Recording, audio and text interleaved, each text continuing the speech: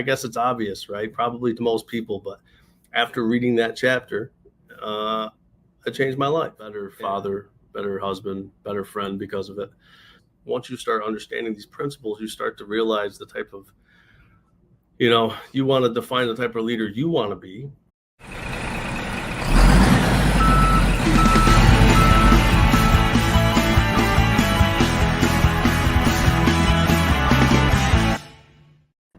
Hello, and thanks for the opportunity to speak to you today.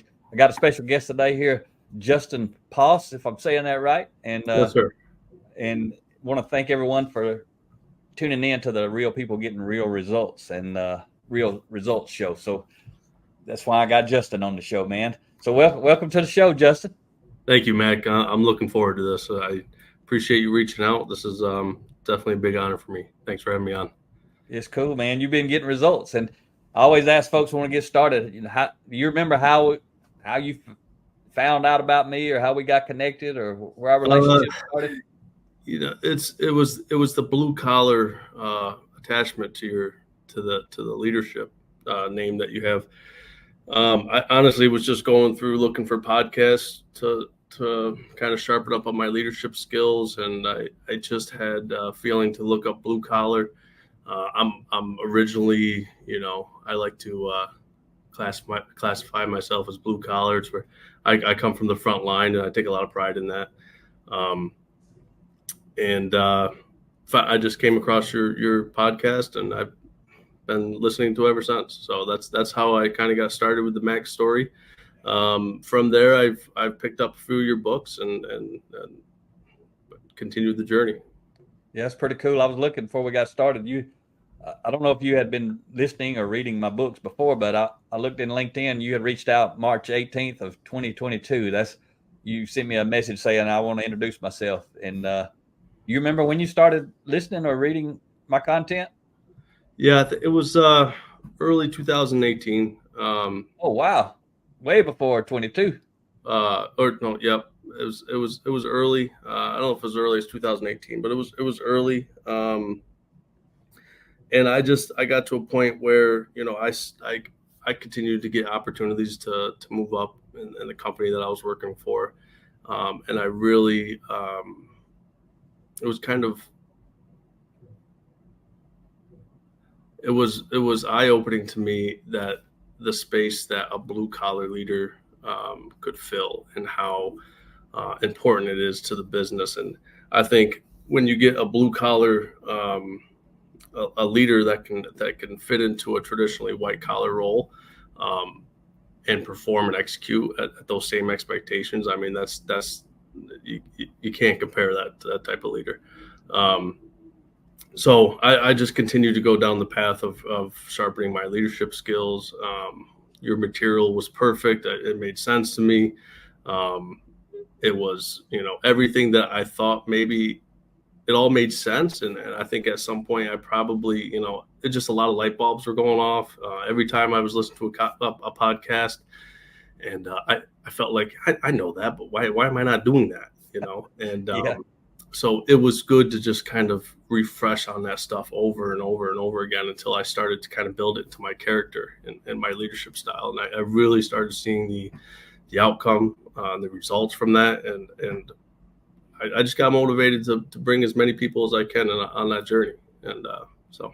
Yeah, that's phenomenal. We spoke on the phone at least once, didn't we? Maybe more than once. Yeah, you replied right away. I was blown away. You replied right away. We set up a phone call. We talked on the phone a couple times. I was looking for advice on how I can the best approach of getting as many people in a room talking about the same things. I've since then I've been doing those book readings. With groups, a lot of one-on-ones I do now. But yeah, the conversations with you have been impactful, and I appreciate you reaching right back to me and having those conversations.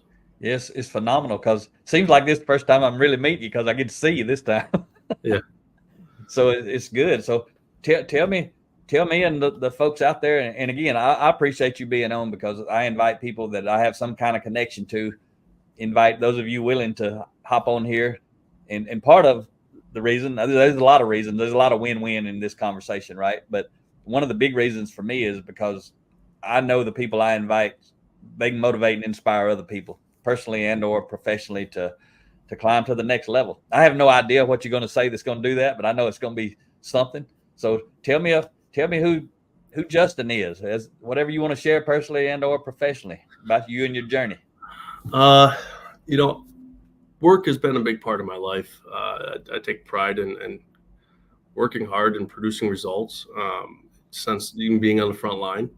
Um, and now that I'm in a role where I understand my responsibility to develop others, um, my passion at the end of the day, yeah, we drive business metrics and we get the results.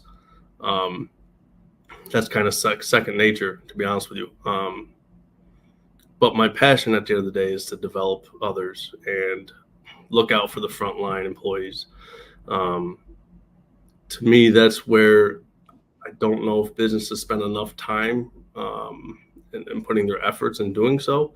And to me, the best way of doing that is developing the frontline leaders that are responsible for mentoring and developing them. Yeah. The frontline supervisors have an extreme amount of impact on a business. So a lot of times you'll see supervisors get put in roles without development, or even understanding the scope of their responsibility that they have on others.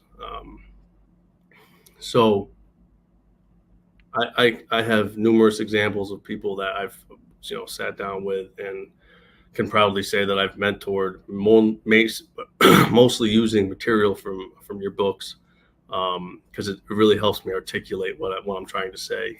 Yeah. It helps kind of with the message, and just spending the time with those people, having one-on-ones, and giving a large part of my week to have those conversations and develop frontline employees, leaders, and watching the light bulbs go off and after every conversation.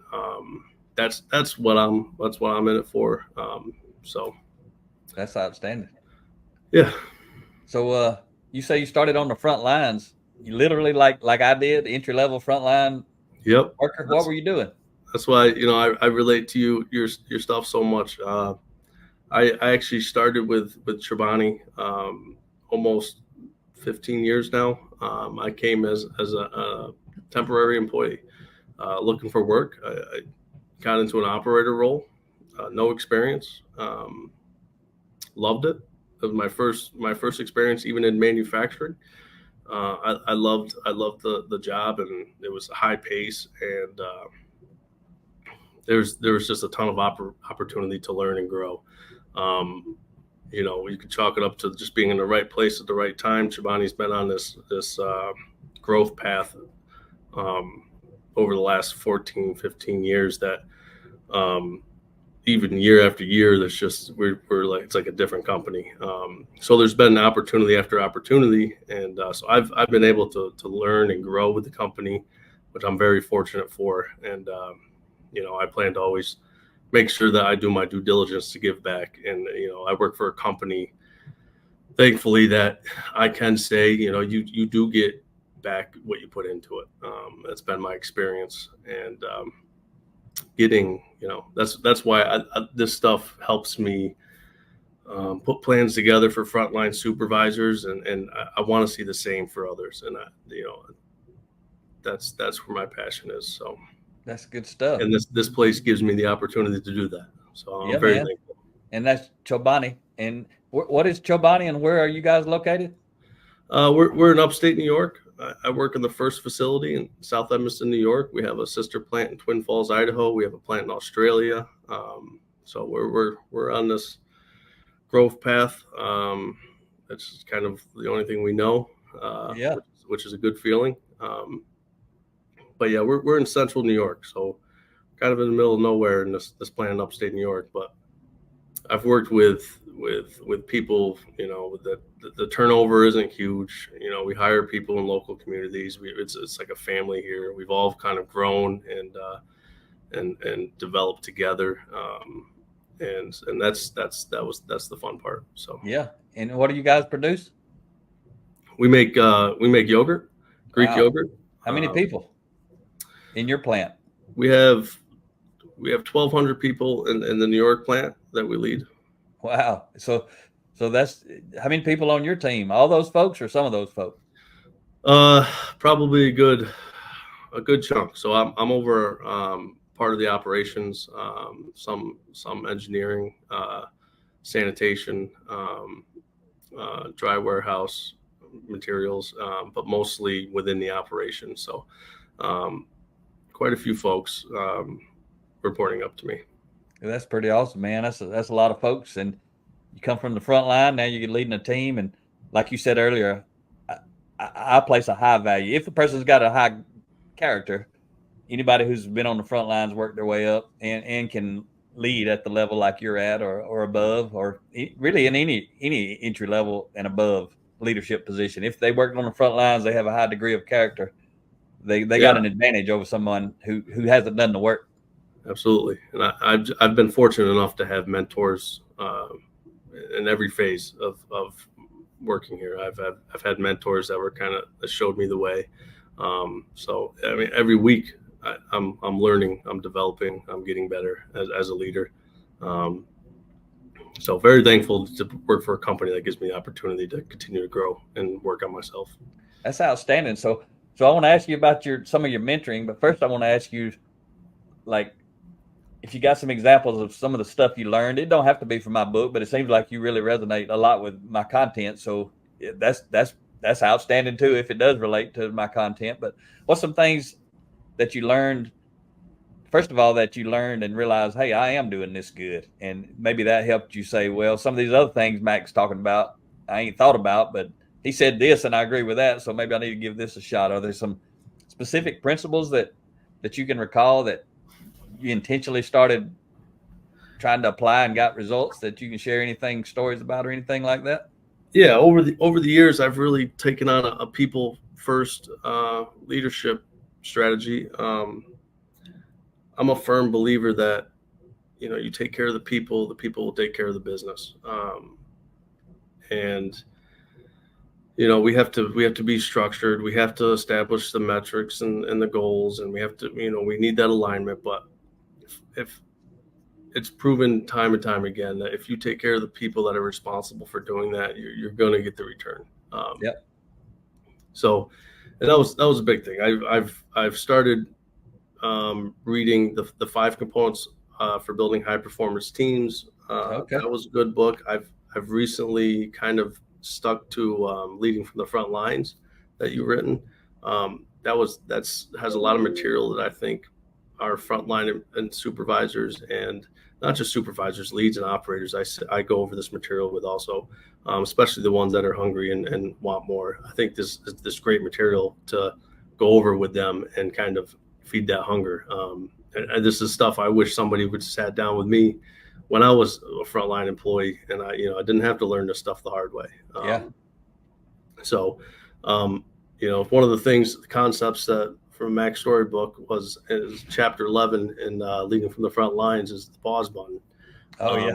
And just how and I guess it's like one of those things where I guess it's obvious, right? Probably to most people, but after reading that chapter, it changed my life, and it's the difference between arrogance and humility, and difference between moral authority and formal authority, and then really just once you start understanding these principles, you start to realize the type of you want to define the type of leader you want to be, and you take these principles and you act on them. And sure, you read a book, and I've read the book with some people, and they this is very obvious, but the hard part, I'll have one-on-one sessions with people. We'll read maybe 5 chapters, and the homework is to go put this stuff in practice. And when we meet again, we'll go over it, and I want to hear examples of, their experience of trying to put this stuff into practice.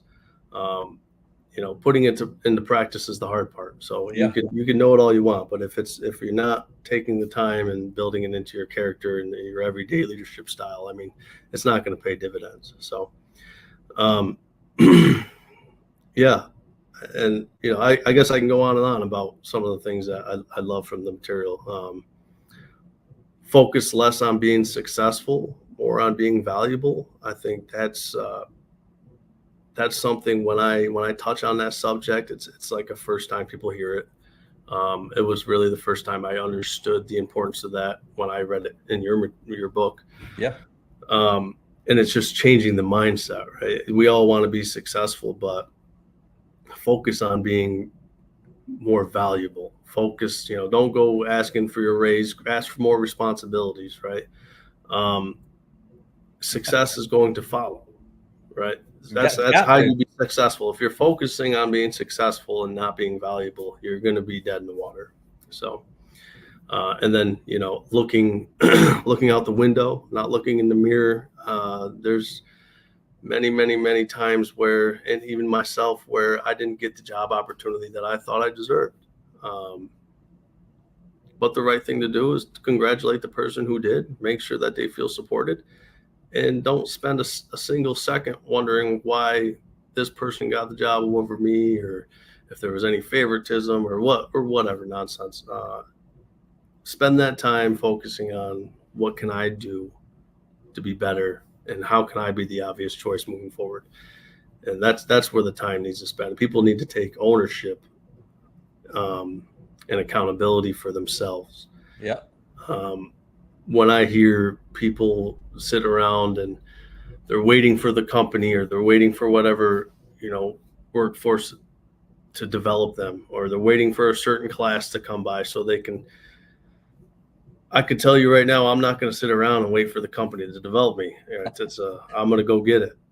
There's plenty of resources. I'm going to take ownership, and a lot of your material is basically telling you to go get it. I mean, don't sit around and wait for it. So a lot of good stuff. It is a lot of good stuff. I got lots of questions out of all of that talk. That was some good stuff. You about got me fired up. You got to talk in my language, and that is some good stuff. I don't care where it comes from, but it don't come from me the first time, right? All that's principles, like gravity. If I started teaching somebody about gravity, I shouldn't get credit for that because I didn't invent gravity. I'm just talking about it, and that's the way all these principles are. Really, they're timeless. They come from whoever you want to give credit to. They've been around from the beginning of time. They'll be around to the end. But I was just thinking about a lot of things. But first thing I was thinking of, somehow you were talking earlier about 1,200 people. You guys make a lot of yogurt. That's Yeah. 1,200 people can make a lot of yogurt. Yeah, we're making a lot. Every week we're cutting it close. We're keeping up, but we're working hard to do it. So that's pretty cool. But I wanted to ask you, and this just when you were talking about, I want you to help me as a leader to help people who want to come up, right? People who are on the front lines who want to come up, and just think about just in general, or it could be specific about your company though. When you said, you like to feed the hungry, that's what I like to do, feed the hungry. That's why when you called me and said, "Hey man, I want to talk to you," I'm ready to feed the hungry, man. When you want to get on the call, right? Because I want to help you. So describe as a leader, what best you can in your way, your language, your environment, whatever you want to wrap it in. What do you see from a frontline person that makes you say that person's hungry versus one who's not hungry? What kind of behaviors? What's compare and contrast that for the young folks, or either they may be old folks still on the front lines because they can't get over themselves yet, right? Give some pointers on what do you see as a leader that separates those two types of people. So when someone takes the initiative to make something better, or they're questioning something, I mean, it sticks out like a sore thumb. Just the way they carry themselves, you could see, if they're just going to go every day in and out doing the same thing, and some people are happy with that, and that's okay. But if people are not happy with that, that's how you have turnover, because it's important for frontline supervisors to identify those people, and how you discover that is really having genuine one-on-one conversations, getting to know the person and understanding what they want. The more you do that, the longer the list you'll start to have of people that have the potential, want to do more, right? They got to want to do more. And if they do, they make it pretty clear. It's not hard to identify an individual that is exceeding expectations. I mean, if frontline supervisors are doing their due diligence and having those one-on-one conversations, it's, that's how you identify it.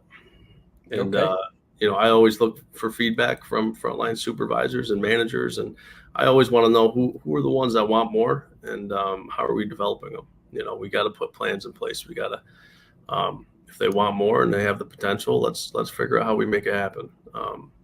But it also takes a lot of that employee owning it and driving it themselves, and that's got to be a big part of the journey. And Yeah.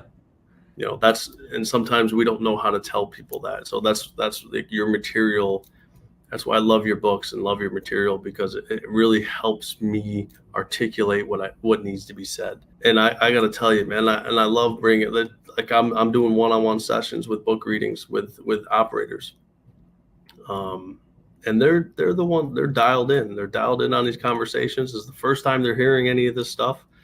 And it's impactful, and it's, but I always make an emphasis, like, I don't have a job opening or a succession path for you necessarily that I can paint on a wall, and with timelines. Like, the opportunities come when you least expect it, and you just have to take ownership of being ready for when that time comes. Yeah, you got to be prepared, right? Prepare for the opportunity before it comes. So when it does come, you're ready for it, because whoever's ready for it's going to be the one that gets the opportunity, right? Right.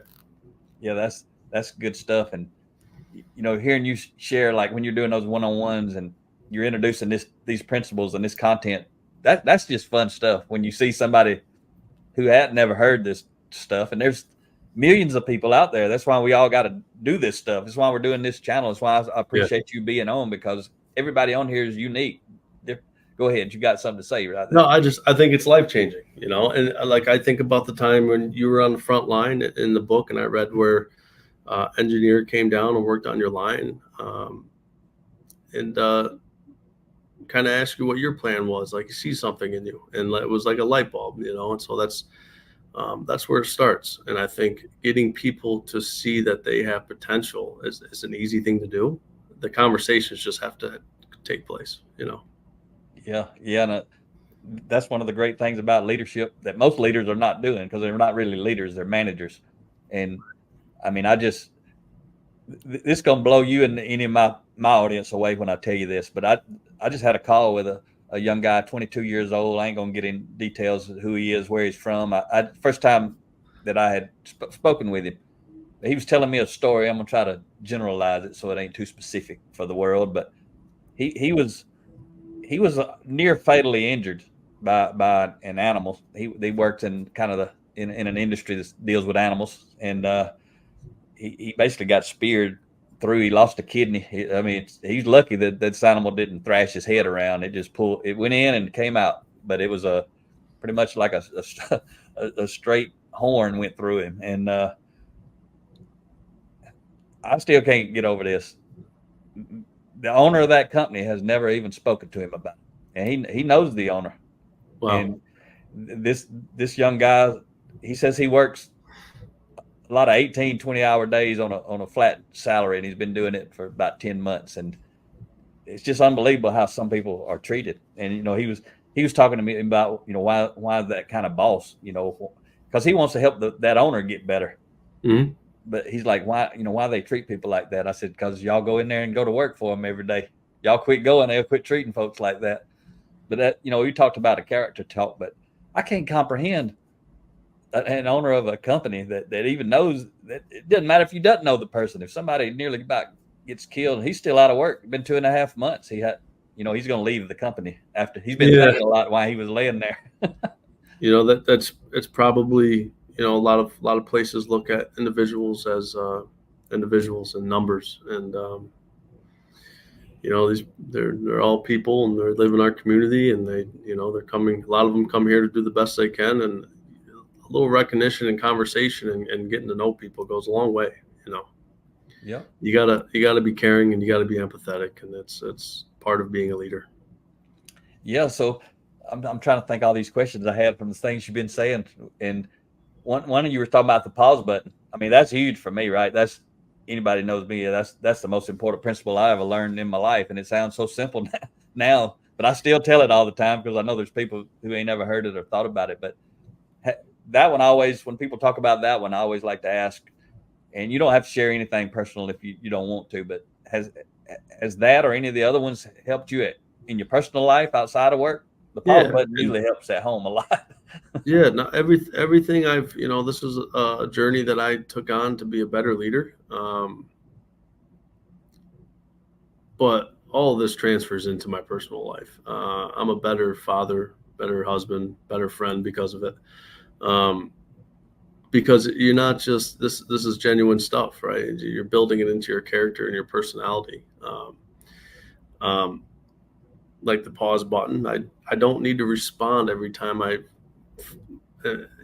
feel mad, or like I just sometimes, and even at the beginning stages where I just decided, okay, I'm not going to respond for a minute. And maybe that's not even the best choice, and it doesn't look the most professional or the most, likable or friendly decision you can make at the time. But at least you're not saying something that you don't mean, or it's going to put you in hot water, or something that you'll regret.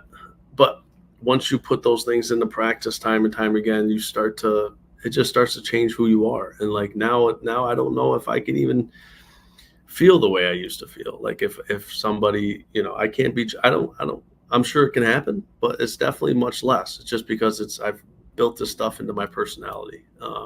And so that doesn't shut off when I leave here. When I leave work, it's part of who I am. So it makes life not just professionally, but personally, just much better. Yeah. So it helps you deal with the pause button. Anyone who's listening doesn't know that, I got to tell them real quick, because I just thought that we're talking about the pause button because we both know what it is, but someone watching may not even know what we're talking about. You want to define it? Can you define it, or you want me to do it? The pause button there's a space between stimulus and response, and you can choose to not respond to extreme emotion. And I think that's what it's about, because a lot of times when you're feeling extremely emotional and you say things you don't mean, or that you'll regret, and sometimes you say things that it's hard to come back and make up for. And I think that most people could probably relate to that. So it's powerful. It sounds simple. It sounds super simple, but and when you start to put it in practice, it's so rewarding. And it's I don't know if I would have ever gotten better in that category without reading that chapter. It was like that was another light bulb for me. I was like, of course, like this is no brainer, but and then I go put it in practice, and I wasn't great at it at first, but I just kept doing it, and that's how you get better. So yeah, you deal with the current problem much better, but then like you said, it proactively, as you get make it a habit, then you prevent a lot of problems, right? That's the saying the wrong things, or all kind of things. I mean, there's people who didn't hit their pause button and lose their life because if they'd have got on their pause button, they wouldn't have lost their life. I mean, it can really be that extreme, and a lot of people have never thought about that. But that one right there that was a big one for me. I mean, yeah. And we're all different. We all have different personalities. I mean, even on the front line, like a junior supervisor, and confrontation is going to happen. But the sooner that these leaders learn about things like the pause button, and how to respond during those times to kind of prevent those confrontations from happening, it definitely relates to the professional work environment. We all have a special skill set to bring to the table, and we got to be collaborative, and we got to one of the good things that I've taken from this your material also is to seek to understand before responding. Before I read your books, I was terrible at that. I was all about giving my opinion, and less concerned about what the other person was disagreeing with me about. But now I put in practice of keeping my mouth shut and listening, and try to truly, genuinely understand what the other person's saying. Yeah. And then once and a lot of times my response often changes because I got to give people the time to give their point of view. And that's another thing that's been extremely impactful. And I try to press upon up and coming leaders. Good stuff. Good stuff. And that's more of 7 habit principles there that I learned from Covey. And I share his principles, I give him credit, and then I tell my story about how I applied it or learned it. So talk to me a little bit. Early on, you talked about mentoring some of the formal authority leaders that report to you. Not only you got a lot of frontline folks who are ultimately in your chain of command, for a lack of a better word. I like to use that one, but that just means everybody in the org chart. But you got a lot of leaders who report to you as well, and you've been mentoring them. You've been touching on that. So how have you seen the ones who, what I say is hungry? You use my words the same way, right? The hungry leaders, the ones who latch on and buy in when you started sharing this stuff with them. If you can share generically, kind of how they started growing and developing as a leader, how it caused you less frustration because they got better. Because there's some leaders out there that could be developing their people and should be developing their people, but they're not developing their people. And I always tell them, if you'll go develop your people, you're going to have less stress and you're going to have less frustration. Can you validate that? So it ain't Mac Story just saying it in a book. Can you validate? No, it's 100% true. Once you get frontline leaders to understand their responsibility of constantly developing people, it's a lot less fires that you have to put out. I'm not a big fan of micromanaging. I don't want to be involved in every little thing. I need to trust frontline leaders to handle situations. The more people that we are developing and focusing on growing either personally and professionally, the easier all our lives get. And it doesn't stop. Once people once people catch on to it, if they can affect 2-3 people, and then they affect 2-3 people, and it's a beautiful thing. So it's real, and I think that I have seen the results for sure of just focusing on teaching some of this material to managers, supervisors, because I know that they're turning around doing the same for their folks. So that's outstanding. What about people who are resistant? How do you deal with that? What have you seen at any level? Yeah, I think you got to be patient. I certainly don't give up on them. I'm pretty persistent, and I look for every little opportunity I can to have these conversations with them. But I've yet to have a leader, and I've had leaders that say they have a long tenure and they this is the way they do things, and sitting down and reading a book with me, they kind of mocked and didn't take it too serious, but I, out of respect for me, I asked them if they would just do it.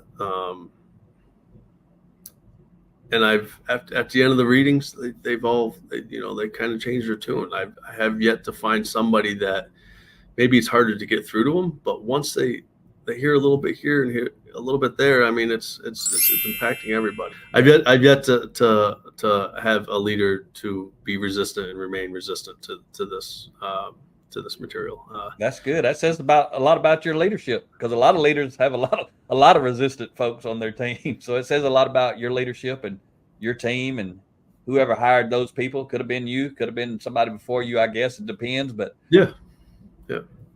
So, good mix. There's a good tenure here. Like I've been here almost 15 years. There's a handful that have done the same. A lot of supervisors that are report up to me. We've gone through a lot, and I think that helps. At the end of the day, the trust is there, and I think that helps. That's the biggest thing, is building trust with these people. And when you ask them for a small favor to, hey, let's sit with me for 10 minutes. I want to go over something.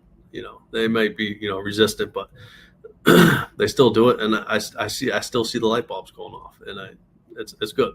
That's probably the most rewarding out of it all. So yeah, have what was I going to ask you? Have you seen also, and this just leadership in general, but this development kind of a twofold question. Have you seen it help you lead like your peers or different departments, people who don't report to you? And then also, have you seen with the leaders and even your team members, any of them, anybody on your team, especially the ones who you've been growing and developing, who bought into this stuff, the hungry people, have you noticed the silos, the wall between the silos ain't quite so big as it used to be? That any kind of stuff like that you've seen going on? 100%. And that's the big piece that we've been focused heavily on collaboration, because we all want the same things. We just sometimes we have different thoughts on how to get there. Yep. But working together is a big piece of that. I don't exclude anybody. That's if you're in a different department, I'm still spending time with you. We're still going over. I've had numerous people in quality or other parts of the operation where we've sat down and gone over this material. And to me, it's if I see somebody that's hungry to learn, like I'm given time to sit down with them. And I think in doing that, I think we've definitely have come to a point where we're all working much better together and collectively and collaborating, and that produces results at the end of the day. And it's clear, the benefits are there, and we're seeing the results. Yeah, managing people won't take you very far with your own team, but it won't take you anywhere with somebody else's team, because they don't have to do nothing you say or everybody else that doesn't report to Right. you, right? So that's Yeah. that's the thing where a lot of leaders miss the power of leadership development. It ain't just about in your chain of command. It helps because it's about influence, right? How to develop authentic influence, and that's what you got to have left and right and up. You got to have that to make anything happen. Yeah, influence is leadership, right? Leadership is influence. That's something I say very often now, and it's important to have influence across the board, like you were saying, right, left, up, down. You got to be able to identify where those gaps are and start building influence in every direction. If you're going to be, if you're going to be successful, you gotta have the influence and buy-in from just multiple angles. So, I mean, that's something that I'm constantly preaching. If I see two departments not getting along for whatever reason, and usually it's over nothing really that crazy, I remind them of the influence that we're losing because we're not able to sit down and hear their side of the story or show them respect. Yeah. So just know that when you have those confrontations, you're losing influence, and that's something at one point, if you're going to be successful, you're going to have to gain back, and it's harder to gain influence than it is to lose influence. Yeah, you talked about the person that I think you're talking just in general, but somebody misses an opportunity to get promoted. The best thing to do is support the person who did and keep climbing, keep growing, doing all that kind of stuff. But a lot of people will go and a lot of times they try to derail that person. So It's crazy when you start really slow down and think about it. You're like, okay, I didn't get the job this time. So the way I'm going to try to make sure I get the job next time is I'm going to try to derail the person who did get the job. How in the world would that ever build trust or influence with the decision makers up above? It wouldn't, right? But a lot of people, they don't think about their behavior relative to their influence. They just respond based on their emotions.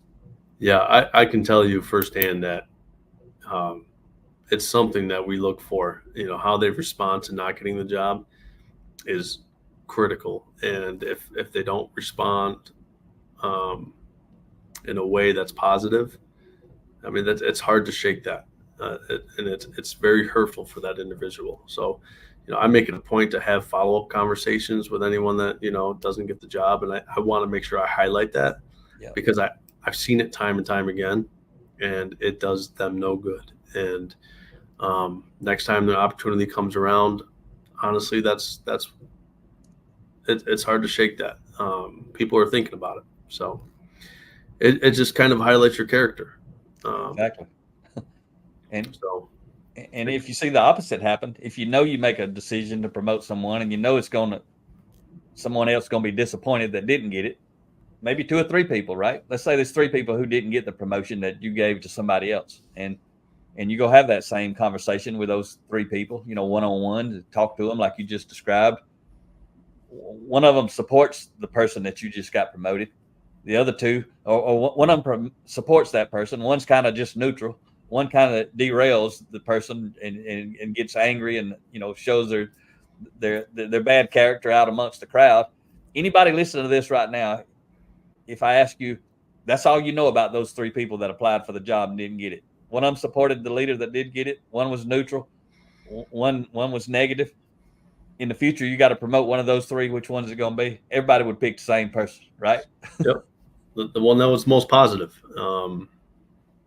Because that's, at the end of the day, we're on the same team, and we're gonna have missed opportunities, and it's we have to trust that the business moves in a certain direction, and we have to take accountability for ourselves.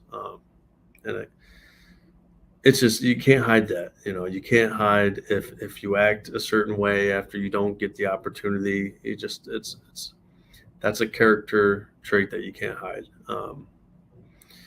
So it's super impactful. That's why I always make sure I follow up with anybody who doesn't get the opportunity. Say, hey, if you really want to showcase some integrity and highlight your character, you go congratulate that person and tell them how much you're going to support them if they need anything, you're around. I mean, that goes a long way. So it's yeah. You mentioned one example about some people don't like to read. Some people don't like to read. They rather listen to audio or watch videos. I just want to ask real quick, and I probably shared it with you, but I may not have. I don't even know. But I'm trying to ask people in case they don't know. Do you know about our Blue Collar Leadership Academy that we have now? You sent me a note on that. Okay. I read a little bit into it. So that's something that you guys might be interested in, especially if you got 1,200 people there just for you in the audience that's listening. Just as an example, we got seven courses now available on all 5 of the Blue Collar Leadership books, and then also the Ladder of Influence and Change Happens. So seven of those books are 7.5 hours each course. And so for a company like yours, it's like $2,000 a month.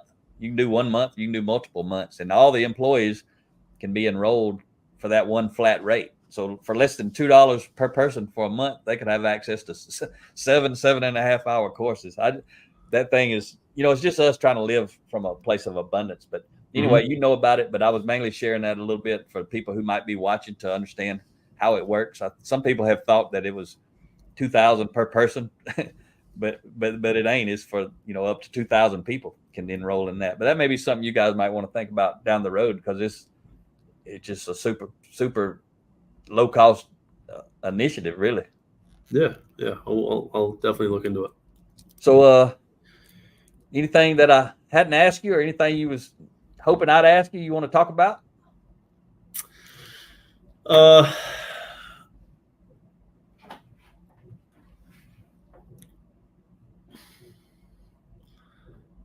I'm not offhand. I think that as I continue to kind of go down this road, leadership's a never-ending journey. I'm always looking for tips to try to, when I get to where I'm going, I want to turn around and help the next person in line. I think that's extremely important. And how do you continue to do that effectively? I guess if there's one thing I could ask you, that's probably, what are the most effective ways to, from your perspective, to maybe not just on the front line, but I've seen employees go from operator to lead, the supervisor to manager. Like, how do we? And this is all material that we can constantly go over. How do we continue that growth? How do we, what are the next phases? What's the next levels? And you're asking me, how do you continue to develop those folks as they're growing through the ranks? Yeah. What's a good approach? Like, I love the book reading. But I just didn't know if there was anything else that you have long relationship with somebody 10, 15 years, and you've kind of grown and developed together throughout the years. And what are some innovative ways to kind of keep that motivation going? Yeah, one thing just for those people is to get them to do what you've been doing, right? And you may already be doing that. But like I have some leaders that they lead and they facilitate the book studies, but it's like they do it all the time. And there's nothing wrong with that. It's good and they like to do it, so they probably do it all the time because they love doing it. But they're missing an opportunity to grow and develop. Like anybody can lead a book study. And I don't even know if you know, but we've got a 45-minute video on our bluecollarleadership.com/book study training page where Rhea and I talk, and we've got a PowerPoint. It's the same training that's on the podcast episode, except for it's a video format. So that's, one thing I tell people is when you start doing a book study, if you want to do a transformational book study, do it. It's different than just a book discussion. Most people we find that use our books for book studies, they're really doing more of a book discussion. They're really not doing what we teach in that training, which is going to really invite personal transformation. There's a difference between inviting personal transformation and just talking about some good principles and things like that. So if you watch that video and you're not doing book studies like that's what most people are missing, because just a regular book study, book discussion where you just read the book and you just talk about it and you say, well, I thought he meant this. And you say, I don't know if he meant that. Maybe he meant this. Or, when people start comparing and contrasting what each other's saying, that's more of like a discussion. And so a lot of people, they don't peel back those layers of the onion. They don't really start sharing from a place of humility and vulnerability and that sort of stuff. But the only way you're going to really, really get that is what we teach in that lesson. But again, anybody can do that. So that, like when I teach people about cascading a book study, like if I were you, let's say I was the big dog at your company. I don't know who that is, but let's say I was that person. All those 1,200 people, are underneath my leadership umbrella, basically. So I would start out. I'm going to facilitate a book study with my top 9 leaders. I'm going to be number 10 because we always recommend 4 to 10 people. So I'm going to do that with my top 10, top 9, and me. And with the expectations, when we get done, you're going to go grab 10, 9. So it'll be another 10-person team. So now after one level, we got 100 people. So now we got 100 people. Tell them when they get done, they're going to go grab 10. So now you pretty much already, it's like a waterfall going down through your organization. And when we get done, we're going to start on another book. And it's going to flow down the same way. So you got that flowing. But the thing is, the same leader don't do all the book study, right? But you got to get anybody, even on the frontline entry-level person. If I was working in an organization, I don't care if they started yesterday. If they started yesterday and they're hungry, as soon as there's an opportunity for them to facilitate a book study, I want to say, hey, go watch this video. Some of the other folks already watched it. You go watch this. I want you to step up and facilitate this book study. So, that's some different ways to do it with the book study. Other ways to do it is one reason. Any company who actually subscribed to the All Access Academy that I was talking about a moment ago, those videos, there's multiple ways to do that. So basically, a big company for $24,000 a year, $2,000 a month, if they don't unsubscribe, they basically got a turnkey leadership development online video course, right? So everybody can go through those videos. The other thing that you could do, if I was a leader of a company and we had that in, we were always had access to these videos. Like if I were you, instead of just doing a book study deal, maybe something pops up and I'm familiar with this content. If we're always enrolled and always got access, I could say, I'm going to pull a team together. I'm going to pop in the video. Even if people done went through it, it didn't make any difference. I'm going to pop in the video on the pause button, right? It's a 15-minute video. Each one of those books are 30 chapters. So there's 15-minute video for each 30 of the 30 chapters, right? So if I'm you, I'm going to kind of teach a class around this video. And they're going to have a handout that comes with the video. They fill in the blanks and we fill that in on the video. But I ain't just going to play the video and then we get up and leave. I'm going to do like I literally used to do when I was playing Covey's videos. I'm going to play the video and I'm going to pause the video player and we're going to talk about it. I'm going to ask some questions and we're going to talk about it and kind of like what I describe as a book discussion, but now we're discussing the video, right? And one reason I used to do that with Covey and Maxwell when I was in the plants and I didn't have any videos. I hadn't written any books. I used the videos so that they could say the stuff that I wanted to say. But if I said it, it's going to create distrust right here because the relationship ain't quite right. So I can let John or Stephen Covey in back in my days. Now Rhea and I are doing that on our own videos. So somebody could use our videos and let us say the stuff that doesn't rupture the relationship with you in the room. And then you just talk about it.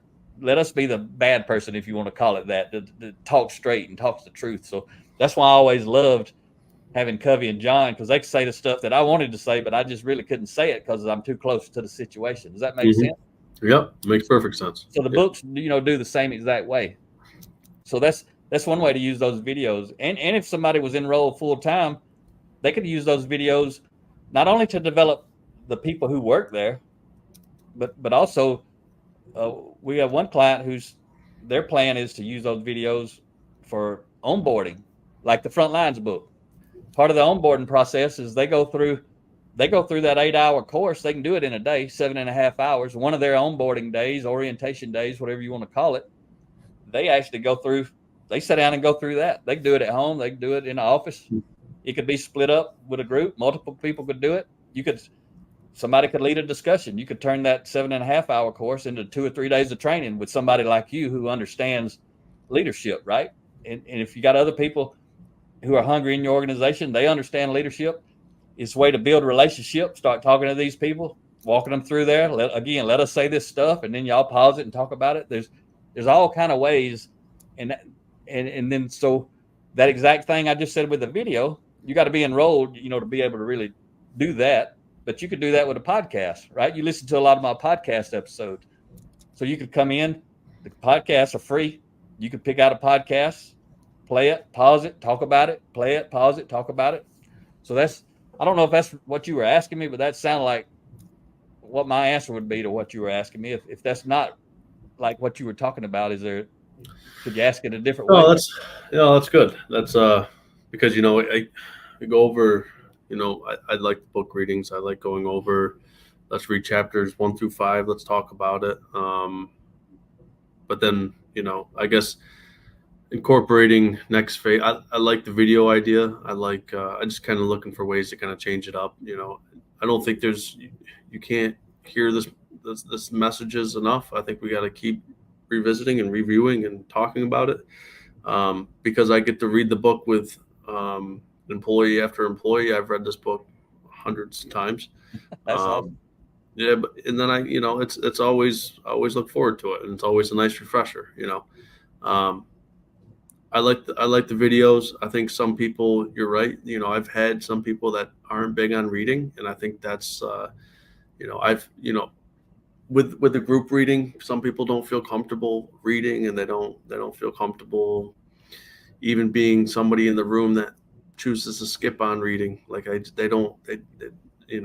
so I think that was good. I think using the videos probably could help me build a bigger audience for sure. And something I'll think about. So, and what else you could do besides you could use them, like if I was leading, I mean, that's literally what I did. I just didn't have those videos, but those videos, I mean, there's 7 courses. I didn't have that. I had one 1-hour highlight of the 7 habits. I get the company to buy that. They bought them books and they bought audios. They bought all the 7 habit stuff because I didn't have any books, right? So I got them to buy all the stuff, and then I would play the video. And then basically what I was doing was interpreting.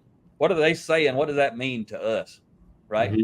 And that's where the discussion comes in. That's why a lot of people who do book studies are not really doing a book study. They're doing a book discussion because when you do the discussion, I want to help you interpret what that means to us. But for a transformational book study, like we teach in that 45-minute video, you ain't trying to do all that. It's a whole different purpose behind it. You're trying to get people to share their story from a place. It ain't about you. It ain't about the company. It ain't about they. It ain't about them. If I open my mouth, it's about me. That's the way the high impact book study that we teach, that video. It's a completely in Justin, if you hadn't been doing this is something big that you still can do with a book study. If you haven't done them like we teach, and go watch that. It's book study, bluecollarleadership.com/book study training. It's a good video. And I would always recommend if you plan to do that with somebody exactly like that, the first either 1 or 2 meetings, everybody who's going to participate should have to watch that video so that they know why you're facilitating it the way that you are, because it's beginning with the end in mind, right? If they know what this is really about and why it's this way, if everybody has had the facilitator training, everybody can help it go right much easier than wondering why does Justin say thank you no matter what anybody says. If somebody says the most mind-blowing thing, they just had the light bulb go off, and you reach over and give them a high five. You won't do that if you're doing it the way we teach. You're going to say thank you, and you're going to go to the next person. Because if you say something amazing and I reach over and give you a high five because it was amazing, everybody knew it, with that other person who ain't got nothing, they think what I got to share ain't nothing cool like that, so I'm just going to pass.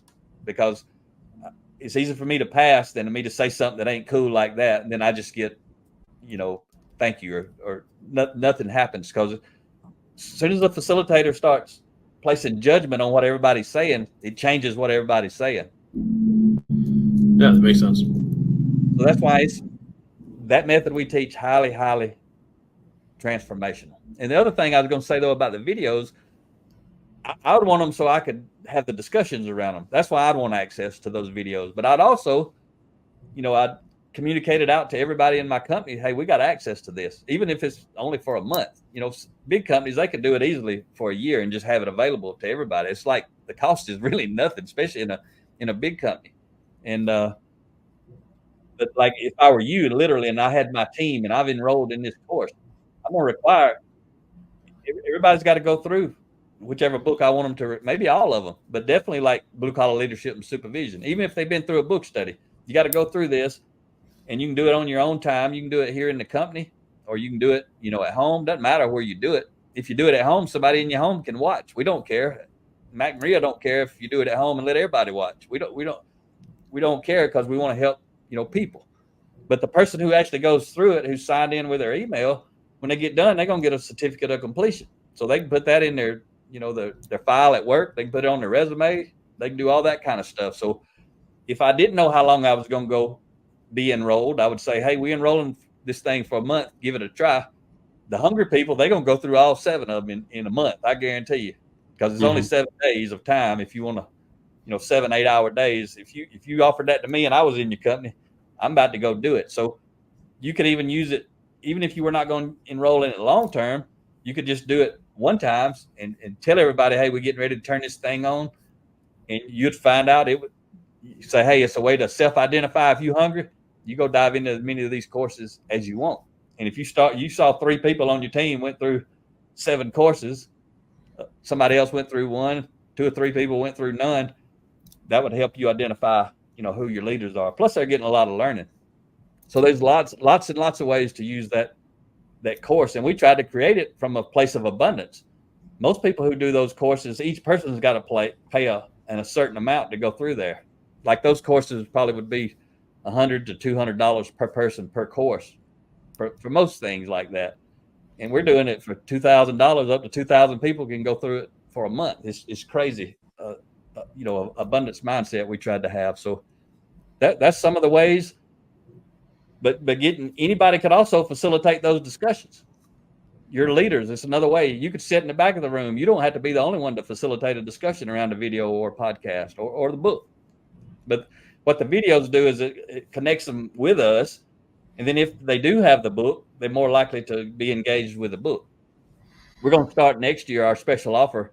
This year is the last year we're doing, you get 300 books and up to 2 hours of us speaking on site, $5,400.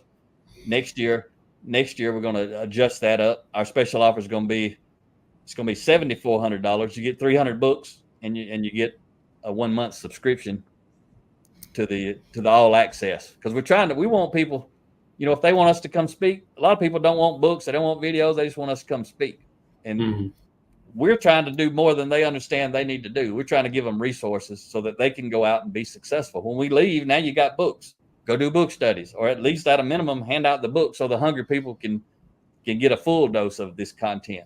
And then also in the future, we'll have that, an access to the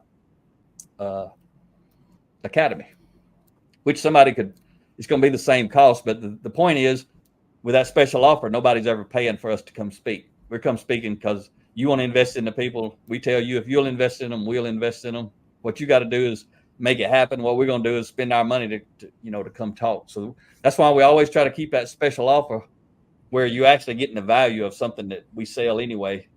If you bought it individually, that's still what it's going to cost you. So you're getting us to speak for free. And we setting it up that way because we want people to be successful.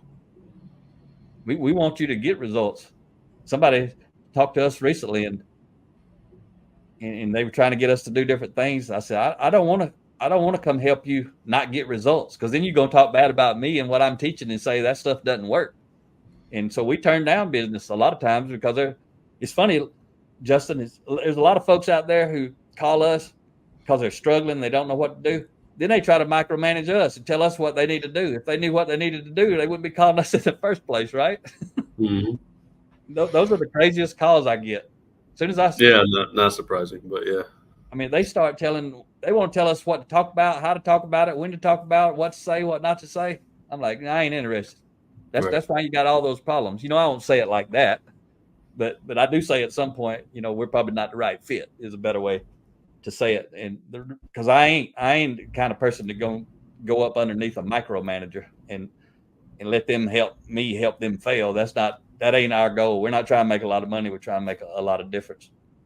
But asking questions, just a simple thing is, and I know you've read this in my books, but I just want to say it with you again right here for folks who maybe not listening, but maybe you hadn't thought about it this way. But whenever you do know an answer, somebody asks you, one way to develop people is don't tell them the answer. Ask them a question, because when you ask them a question, one or two things are going to happen. Both of you are going to learn something, or only one of you is going to learn something. But a lot of times leaders are so busy that somebody asks them a question, so they just give them an answer, and they feel like they're being helpful because that's what the person asked me. So I gave them an answer. That is being helpful. But as a high impact leader, my job ain't just to give them answers. My job is to grow and develop them. So they may ask me a question. I know the answer. I could give it to them, in the snap of a finger, but I ask them a question. And it's what they're doing. Then they start to see how I think about what they're talking about. So I'm starting to shape their thinking. But also then for them to get an answer, they may have to go do some research. So then they figure out they should have done some research before they come talk to me, right? Mm. Or I may say, you asking me about this, but did you think how it's going to impact Justin? Before I give you the answer, I'm asking you, did you check with Justin on this before you come and ask me that? And then that light bulb may come on and say, no, I didn't. Let me go check with Justin and I'll come back and talk to you. So just that question is letting them know, hey, you should have included somebody else. If you ask them and they say, yeah, they did. I checked with Justin. We talked about X, Y, Z. Then you're learning that, hey, they already went and checked with somebody. They've been talking about it. So you start to learn how they're thinking. So you start to trust them more. But questions are huge. Questions are huge for 360 degrees from wherever you're at. That's one of the easiest ways. Because as soon as you ask a question, you're transferring influence. You transfer an influence to the other person. You're giving them the opportunity to lead based on their answer. But if you're teaching these principles like you are, then when you actually ask them a question, you can tell them, hey, I'm asking you a question because remember, we covered that in chapter so-and-so in the book. So this is a real life example. So now you're teaching them actually what you're doing and why you're doing it. Just like when we started talking today, I told you about the cell phone, right? I declared intent. I taught you the lesson too. I didn't just tell you what I was doing. Hey, if you see me looking down, it's because Rhea may send me a message, tell me to ask you a question. I could have just left it at that. You wouldn't even thought nothing about it, probably. But I'm going to use that as a teaching moment and say, hey, I'm declaring my intent. And with you, you know what I'm talking about because you've been reading my books. And I didn't have to go further with that and teach you the lesson around trust and all that stuff. But if you didn't know, I could have went farther like that. So that's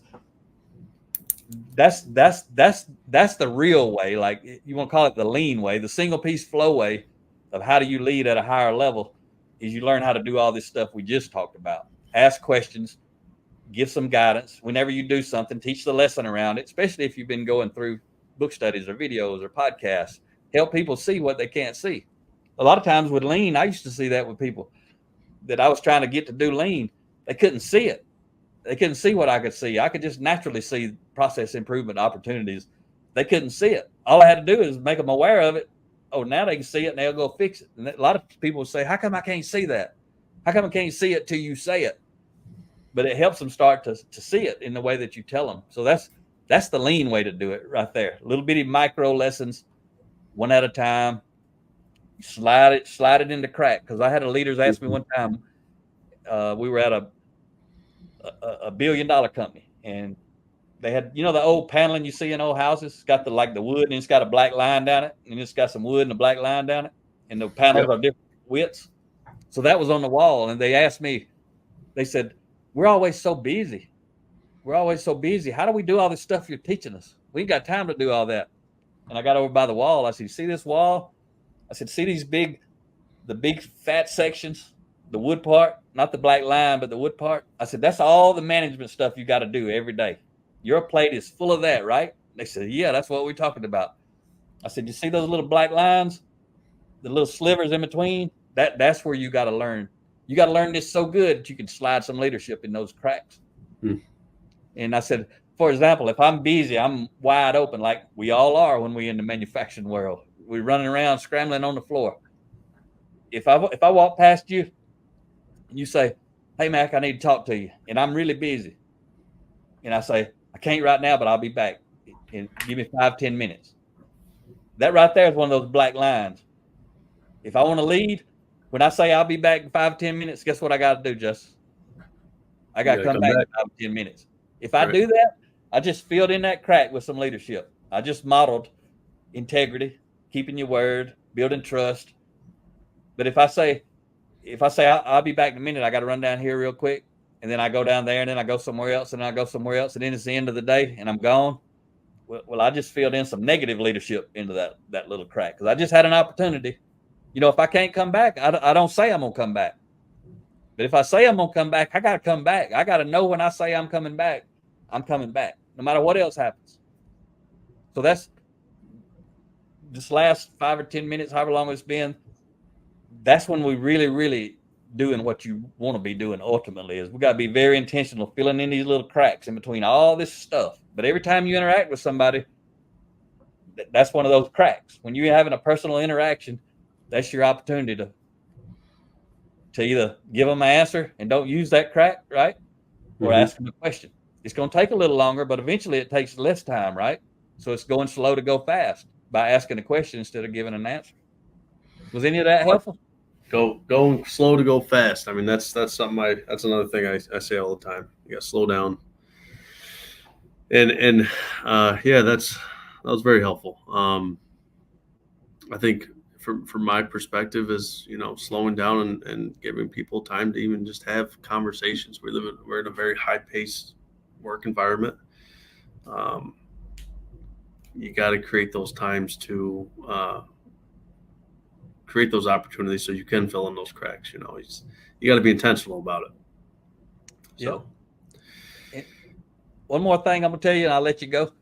I gave you a big full dose because you seem like you want me to talk a little. Most of the time I don't talk too much on these things, but you asked me a question, so I was like, I'm gonna unload the truck on him right here and see if I can give you some value.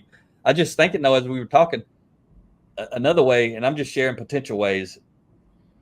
If I had the video courses, the academy, something else I would do, if it was me, like at a minimum, the people who report directly to me, like my leadership team that reports to me, at a minimum, I would say, we're going to go through this course together. If we got time, meaning I'm enrolled, so I ain't got to rush through it.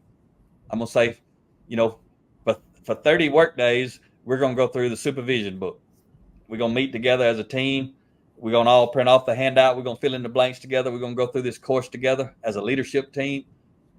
It's going to take 15 minutes each day, I would say, and we're going to have 15 minutes of discussion.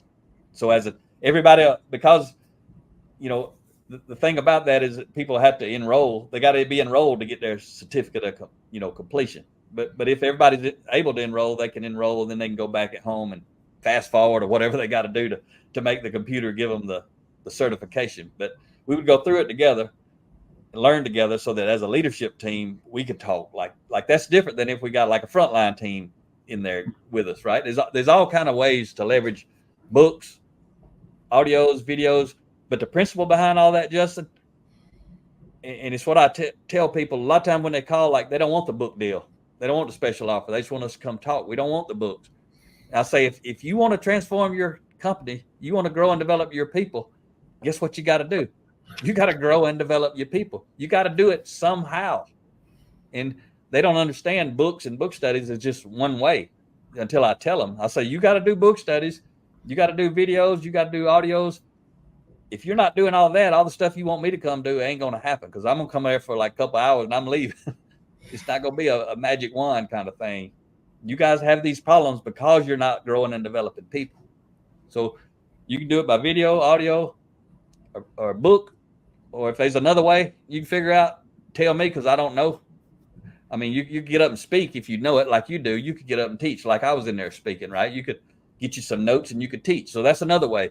You could hold a formal training, just you and your thoughts, and you could be like I'm doing now. You could do that for your people. So that's a fourth way. To be so good, you can just speak and teach and train yourself. Anything else before we go? That's it. I know you're available. If I think of anything, I know to reach out. So Always. Rest of your life, Justin. As long as I'm alive, all you got to do is call. That. Yeah, same here. I appreciate that. Thanks for your time, Mac. This was awesome, and I appreciate the opportunity. All right, sir. Well, I look forward to sharing it. And you ain't got nothing else? We're going to wrap it up? Sounds good. All right, folks. Hope you enjoyed meeting Justin. He's somebody special. And I forgot to ask real quick, you put your LinkedIn on if somebody's got a question about employment with you guys, or if they just want to talk to you about leadership, personal growth, are they open to contact you with that on LinkedIn? Absolutely. Reach out, and I'll look forward to the conversation. All right. So we're going to wrap it up. Talk to you next time. Okay. Thanks.